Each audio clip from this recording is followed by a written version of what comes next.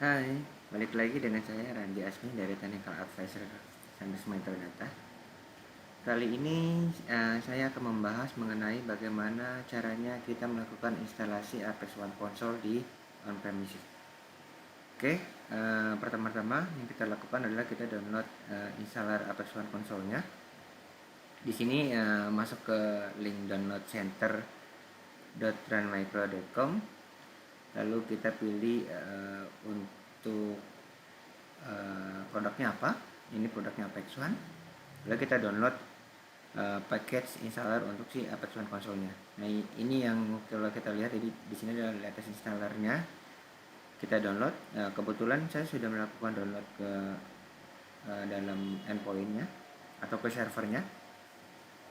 Nah, ini adalah Windows Server 2026 di mana saya akan install Apex One-nya ini di dalam Windows Server tersebut. Oke. Pertama kita jalankan si Apex One-nya atau administrator.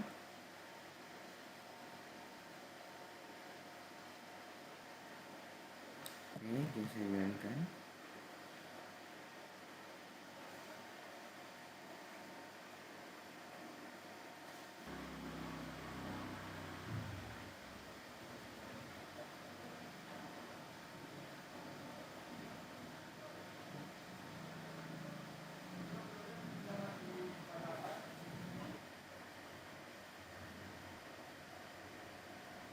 Nah, setelah itu kita klik next untuk setup programnya. Lalu untuk license agreement-nya kita accept term of the license agreement, kita next. Nah, di sini untuk setupnya di sini ada pilihan apakah kita mau scan target endpoint sebelum dia install endpoint atau kita nggak perlu scan target endpoint. Ini fungsinya untuk sebenarnya sih untuk yang atau endpoint itu existingnya sudah pernah ke infect malware, ya kita bisa scan dulu untuk target endpointnya. Tapi kalau misalkan kayak sekarang kan server baru itu kita nggak perlu. Nah, mungkin saat ini saya pilih yang dan scan the target endpoint dulu.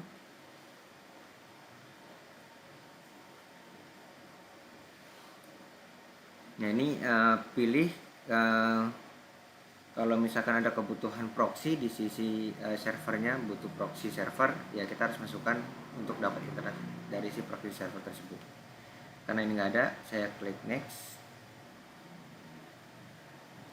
Nah, lalu untuk license-nya kita bisa masukkan untuk client access-nya. Oke, kita next. Nah, ini untuk path location-nya kita mau taruh di mana. Nah, ini saya taruh di default aja di C program files.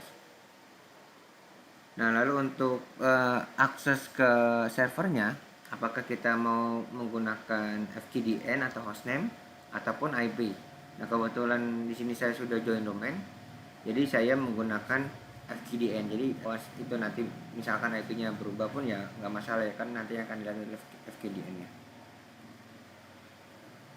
Oke, saya next. Lalu untuk web servernya kita bisa pilih apakah mau menggunakan yang default website atau kita buat is untuk virtual website-nya.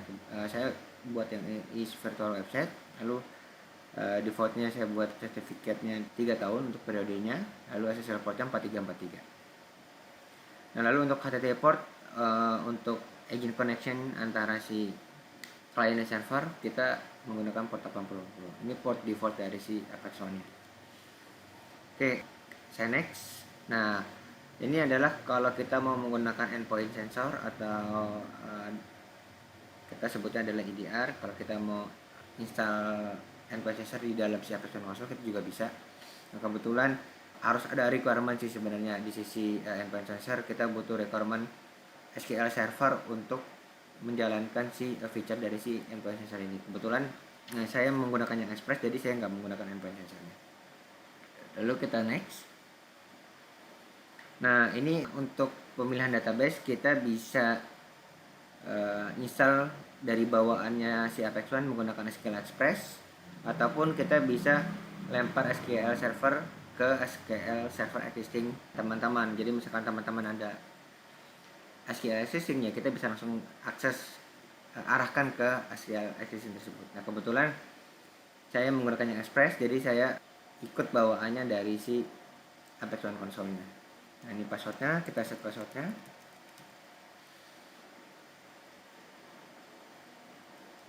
Nah ini adalah informasi mengenai metode scan yang akan kita download nanti ke masing-masing agent klien.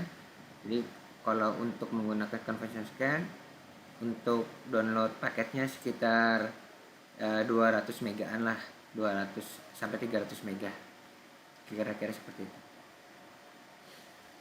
Lalu kita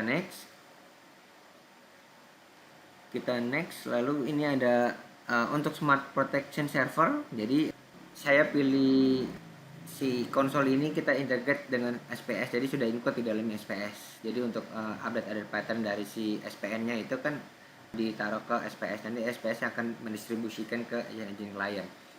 Nah ini saya gabungkan di dalam si server konsolnya dari si Apex One. Ini saya pilih yes.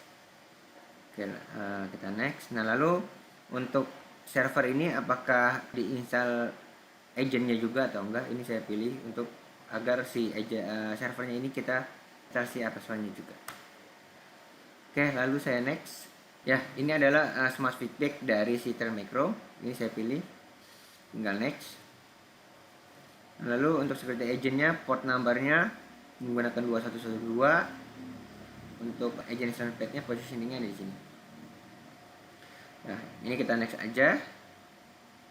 Ini kalau kita mau mengaktifkan Apex One untuk feature firewall-nya kita aktifkan. Ya, ini adalah Apex One firewall. Kalau kita mau aktifkan si firewall di Apex One ya kita tinggal aktifkan. Ini saya aktifkan nanti aja.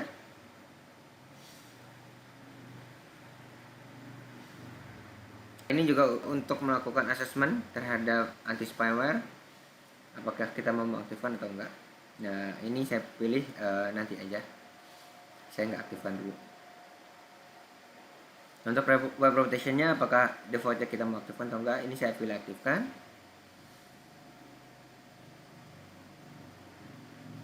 Lalu ini adalah untuk generate certificate, ya kita butuh password untuk generate sertifikatnya, kita masukkan password. Nah ini untuk password web console password, sama untuk kalau kita mau melakukan uninstall agent atau kita mau merubah policy di sisi agent kliennya, nah itu kan butuh password. Nah ini passwordnya kita masukkan terlebih dahulu. Di sini saya akan masukkan passwordnya untuk web console dan unload dan uninstall password. Nah untuk passwordnya sendiri kita bisa samakan ataupun kita bisa bedakan antara password untuk akses ke web console dengan password untuk unload dan uninstall password.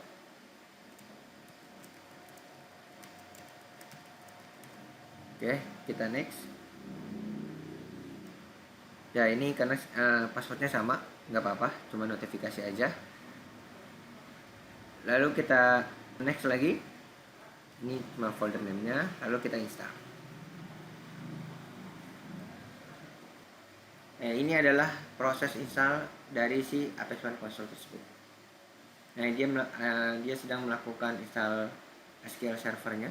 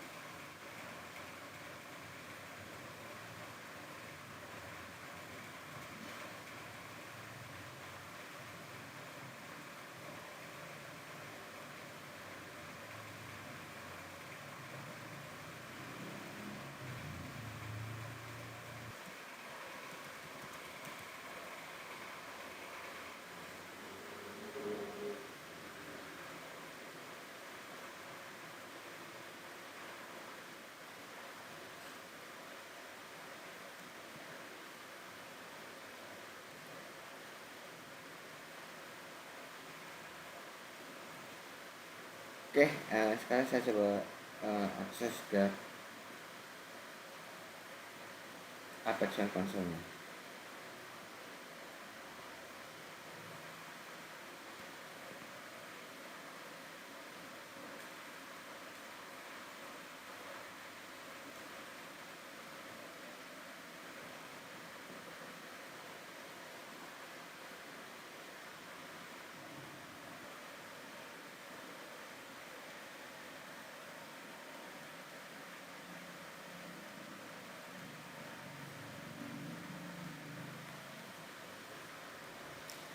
Nah, ini saya udah bisa login ke Apex Console-nya. Sekian informasi dari saya. Terima kasih. Bye.